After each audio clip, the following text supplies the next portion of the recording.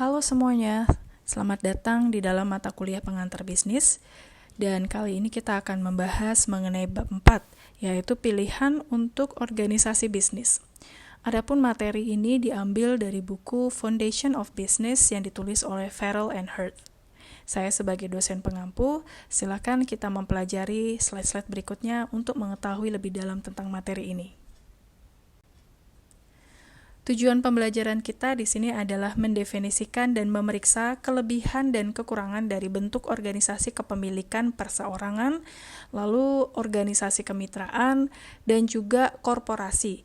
Lalu kita akan nanti melihat beberapa jenis kepemilikan lainnya seperti merger, akuisisi, dan leverage buyout. Di dalam slide ini, kita akan belajar mengenai beberapa bentuk kepemilikan bisnis yang diambil dari buku teksnya Farrell Hurd di tabel 4.1. Kita bisa lihat struktur dari kepemilikan bisnis itu bisa dalam bentuk kepemilikan perorangan, kemudian kemitraan, ada korporasi, korporasi S, dan juga perseroan terbatas yang kepemilikannya bagaimana penetapan pajak, pertanggungjawaban dan penggunanya bisa berbeda-beda. Akan dijelaskan lebih jauh dalam slide-slide berikutnya untuk masing-masing tipe kepemilikan. Sebagai ringkasan ya, kepemilikan perorangan di sini memiliki satu pemilik, sedangkan kemitraan memiliki 2 atau lebih dari 2 pemilik, korporasi memiliki sejumlah pemegang saham, korporasi S memiliki lebih dari 100 pemegang saham, sedangkan perseroan terbatas memiliki jumlah shareholders atau pemegang saham yang tidak terbatas. Masing-masing memiliki tipe perpajakan yang berbeda-beda. Contohnya, untuk kepemilikan perorangan akan mendapatkan pajak dari pendapatan pribadi. Sedangkan untuk kemitraan juga masih sama, akan mendapatkan pajak atau dipotong pajak berdasarkan pendapatan pribadi. Sedangkan untuk korporasi akan ada pajak korporat, tetapi juga ada pajak pemegang saham. Untuk korporasi S adalah pajak yang dibebankan pada kemitraan, jadi pada partnership-nya, sedangkan perseroan terbatas ada pajak yang dibebankan pada kemitraan. Masing-masing pertanggungjawaban yang bersifat tidak terbatas, artinya pertanggungjawaban ini ketika terjadi kerugian atau adanya hutang, itu siapa yang harus bertanggung jawab. Untuk kepemilikan perorangan tidak terbatas dalam hal pertanggungjawaban, karena ketika pun mereka rugi, nantinya mereka juga akan menggunakan dana pribadi untuk menutupi, jadi tidak ada batasan untuk dia memberikan pertanggungjawabannya. Sedangkan kemitraan sebagian terbatas karena dibagi menjadi beberapa jenis orang yang tergabung dalam kemitraan. Kemudian untuk korporasi S dan perseroan terbatas, mereka memiliki tipe pertanggungjawaban yang terbatas. Untuk penggunaan nanti Anda bisa membaca sendiri masing-masing dari penggunaan pada struktur kepemilikan yang berbeda-beda. Oke, untuk lebih detailnya kita mulai dari menjelaskan tentang kepemilikan perorangan. Kalau kita lihat dari definisinya, kepemilikan perorangan atau sole proprietorship adalah bisnis yang dimiliki dan dioperasikan oleh individual. Adanya kepemilikan perorangan ini memiliki keunggulan dan juga kelemahan ya. Untuk bagian keunggulannya sendiri antara lain akan mudah, dan dari segi biaya pembentukannya itu lebih simple ya, karena kita tidak harus mencari orang lain, semuanya dikontrol dan dikendalikan oleh kita. Kemudian dalam hal kerahasiaan, jadi kalau kita punya suatu resep yang spesial pada bisnis kita atau ada formula khusus, kita tidak harus membaginya dengan pihak lain. Jadi kerahasiaan dagang perusahaan itu benar-benar terjaga.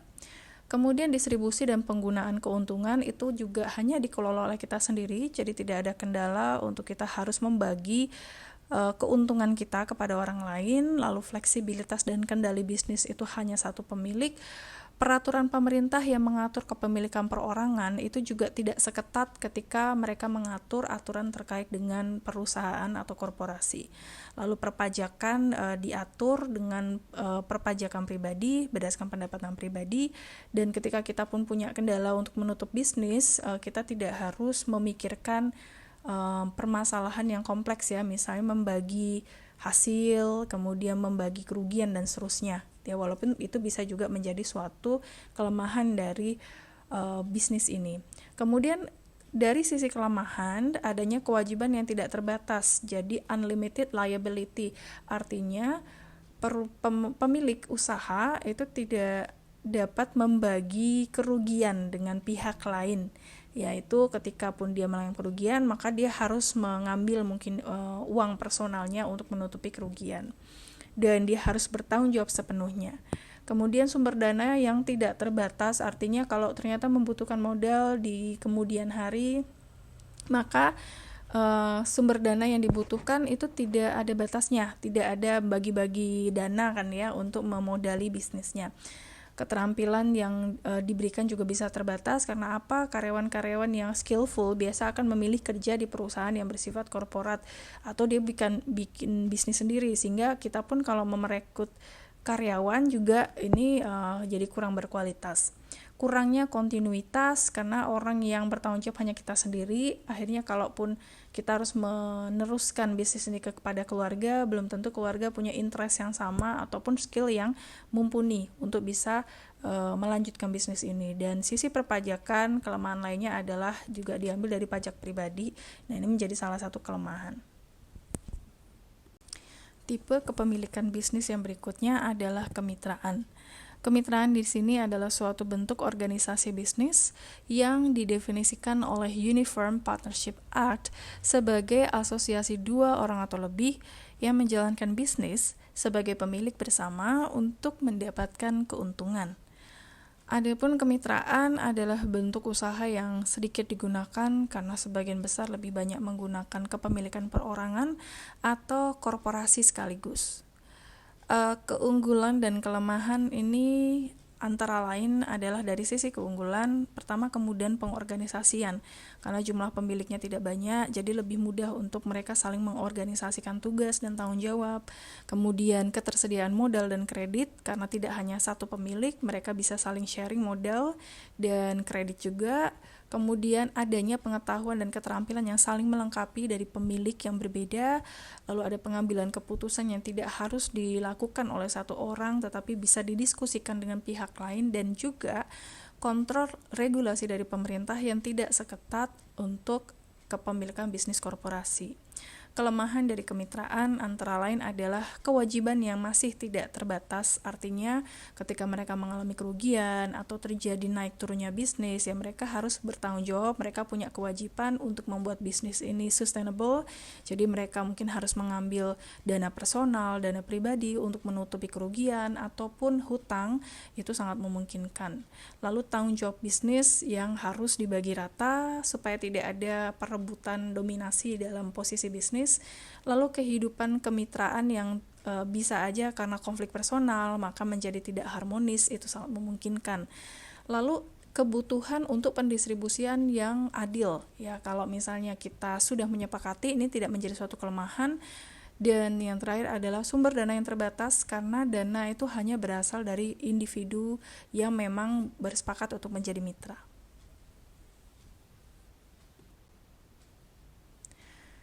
Ada dua tipe kemitraan. Kemitraan yang pertama adalah kemitraan umum atau disebut juga sebagai general partnership, di mana kemitraan umum semua pihak akan bertanggung jawab tanpa batas atas pengelolaan bisnisnya. Termasuk di sini adalah pengelolaan utang dan piutang perusahaan, dan juga keuntungan harus dibagi rata yang tertulis dalam perjanjian kemitraan atau article of partnership. Jadi seperti kontrak ya, ada perjanjiannya.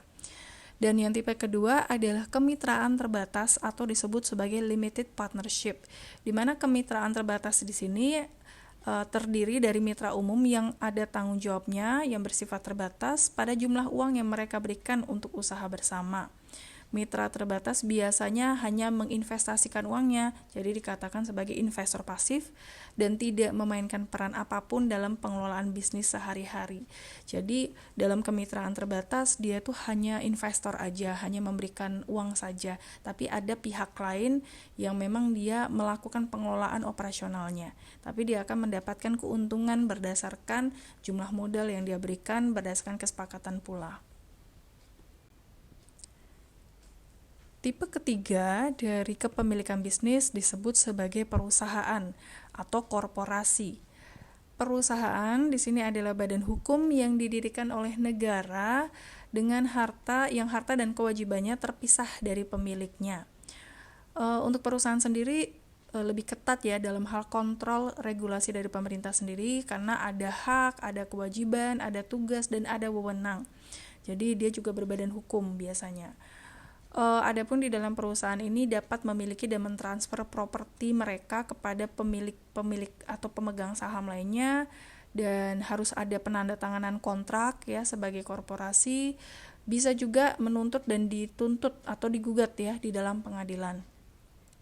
Di dalam perusahaan, pemegang saham biasa akan mendapatkan bagian keuntungan yang di sini dalam bentuk saham misalnya, dan pada akhir tahun atau sesuai kesepakatan para pemegang saham ini akan dibagikan keuntungannya dalam bentuk cash payment ataupun dalam bentuk uang kas kepada para pemegang saham, bentuknya atau disebut sebagai dividen.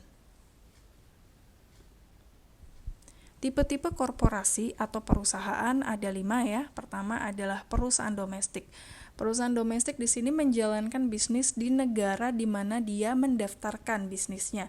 Jadi misalnya saya perusahaan yang mendaftarkan perusahaan saya di Jogja, dan saya memang perusahaan berasal dari Jogja, maka saya adalah perusahaan domestik.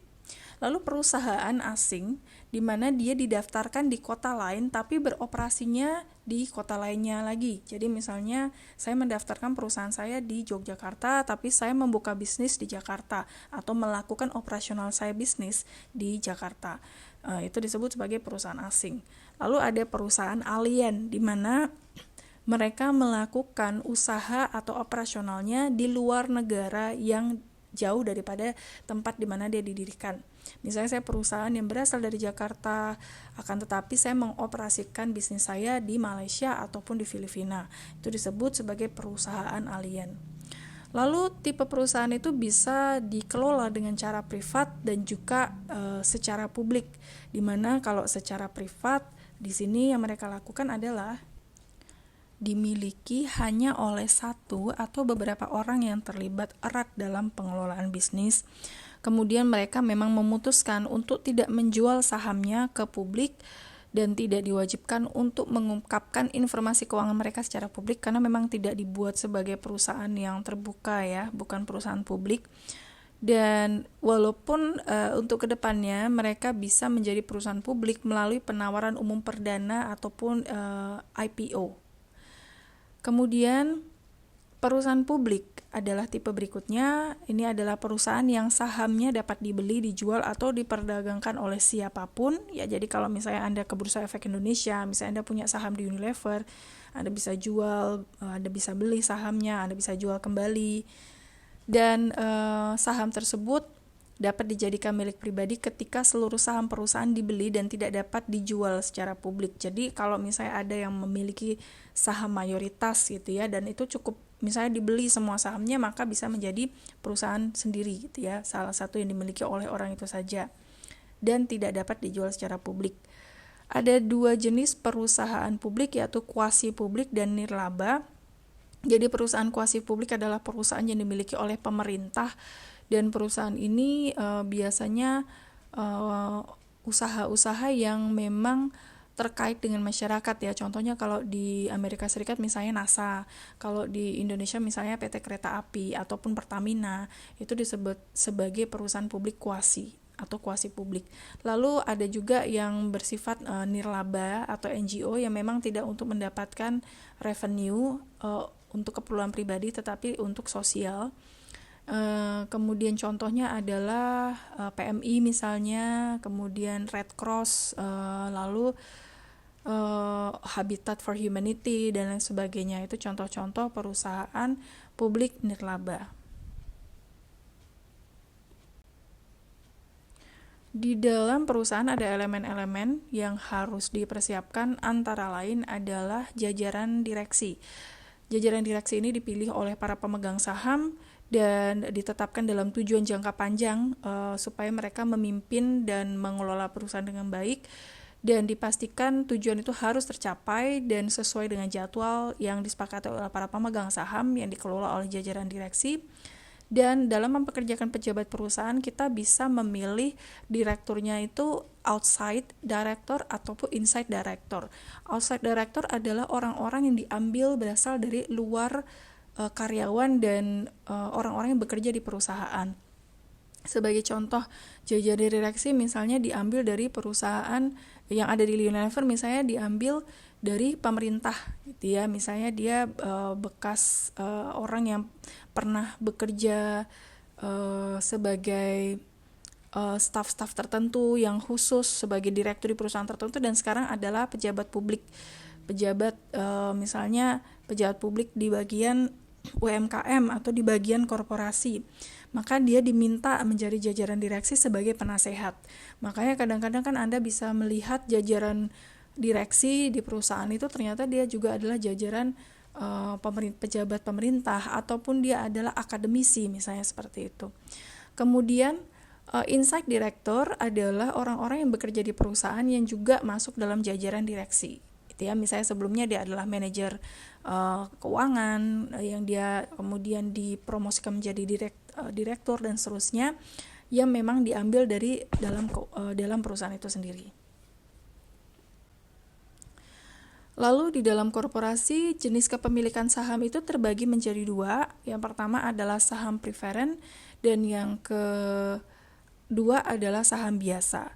Saham preferen adalah orang-orang pemegang saham yang tidak mempunyai suara dalam menjalankan perusahaan, tetapi memiliki klaim keuntungan di hadapan pemegang saham lainnya. Jadi dia memang orang-orang yang tidak bisa melakukan voting ya, memilih misalnya siapa direksinya, tidak bisa memberikan masukan-masukan gitu ya untuk kedepannya nih keputusannya mau strategi apa, tetapi mereka bisa mendapatkan keuntungan lebih dulu, diprioritaskan dibanding pemegang saham di luar saham preferen. Kemudian saham biasa itu tipe kedua, di mana dia tidak mendapatkan perlakuan istimewa untuk terkait dengan dividen atau mendapatkan keuntungannya tuh di awal gitu ya, tetapi dia punya hak suara untuk mengarahkan strategi perusahaan, menentukan siapa jajaran direkturnya, dan mereka akan memberikan suara melalui proxy ya, melalui voting saham gitu ya, pemegang saham. Kemudian memiliki hak untuk memesan efek-efek ataupun saham-saham terlebih dahulu. Jadi ada keuntungan Anda mau memilih mana, kalau sebagai pemegang saham, sebagai saham preferensi ataupun saham biasa. Kita akan lihat keunggulan dan juga kelemahan dari korporasi atau perusahaan sendiri. Pertama, dalam hal keunggulan, seorang yang memang memilih untuk kepemilikan bisnis korporasi memiliki tanggung jawab yang terbatas. Artinya pemilik sahamnya kan banyak gitu ya, jadi setiap orang punya kewajiban yang berbeda-beda dan jumlahnya terbatas. Artinya kalau dia kerugian, dia nggak harus menggunakan dana pribadinya juga untuk benar-benar bertanggung jawab terhadap jalannya perusahaan. Mereka akan mengelola bersama-sama dengan cara tertentu yang tidak merugikan secara pribadi.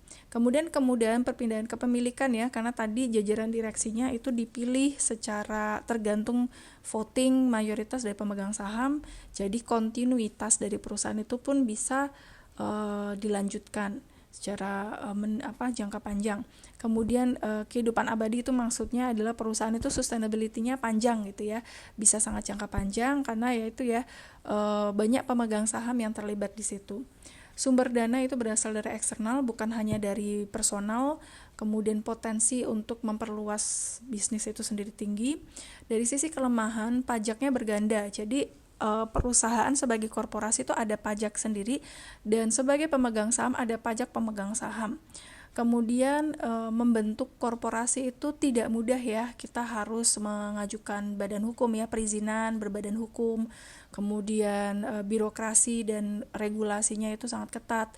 Keterbukaan informasi yang mudah tersebar itu menjadi salah satu kelemahan juga dari korporasi, karena pemilik saham itu nggak cuma satu, bisa aja dia seorang pemilik saham di perusahaan A tetapi juga pemilik saham di perusahaan B yang merupakan kompetitor, sehingga bocornya informasi bisa dengan mudah. Dan pemisahan antara karyawan dan pemilik, adanya suatu gap ya antara karyawan yang bekerja di perusahaan dengan pemilik ya, karena memang struktur organisasinya harus dipisahkan. Karena contoh misalnya Steve Jobs ya, dia adalah seorang yang menciptakan atau menemukan Apple. Akan tetapi dia pernah juga mengalami sebagai ownernya, ternyata pemegang saham mayoritas mengatakan nggak menginginkan Steve Jobs untuk memimpin kembali dalam jajaran direksi. Jadi pada waktu itu Steve Jobs pernah tidak menjadi pemimpin atau dikeluarkan gitu ya dari jajaran direksi, sehingga dia tidak memiliki kontrol penuh pada Apple sendiri.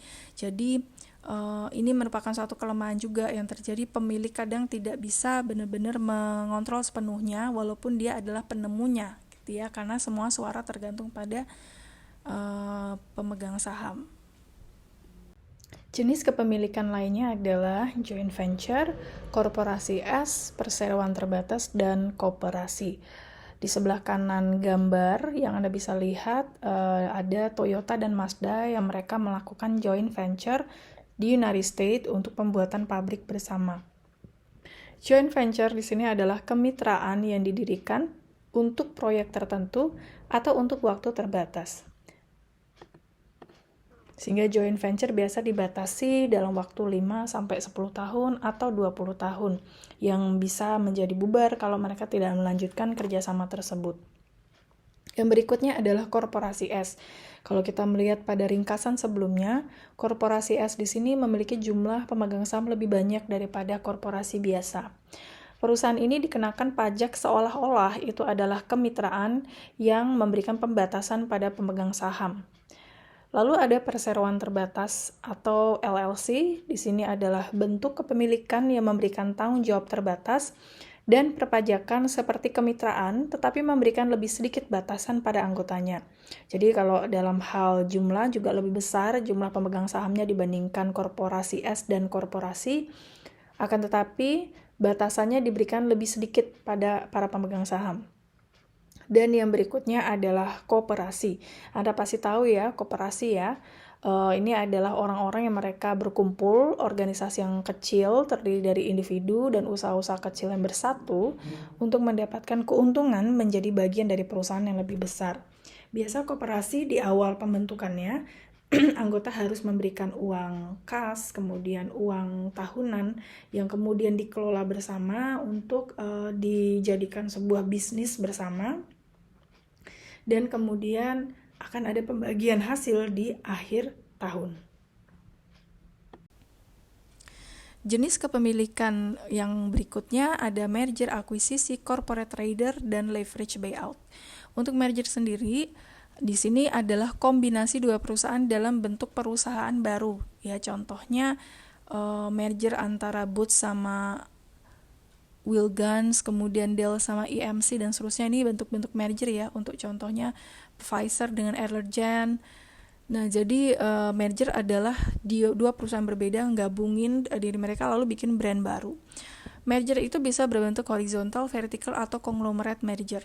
Kalau horizontal, mereka dalam industri yang sama, misalnya sama-sama industri fast food yang sama-sama jual fried chicken gitu ya, misalnya McDonald's sama KFC gitu ya, itu horizontal merger. Untuk vertical merger adalah mereka berasal dari perusahaan industrinya sama tetapi produk yang dijual berbeda. Contohnya Burger King bekerja sama dengan perkebunan potato ya atau kentang. Jadi Burger King itu kan butuh french fries. Nah, jadi dia kerjasama dengan perkebunan kentang itu untuk mensuplai kentang mereka lalu bikin perusahaan baru. Nah, itu disebut vertical merger. Lalu conglomerate merger adalah merger yang dilakukan oleh perusahaan yang benar-benar di industri yang sangat berbeda.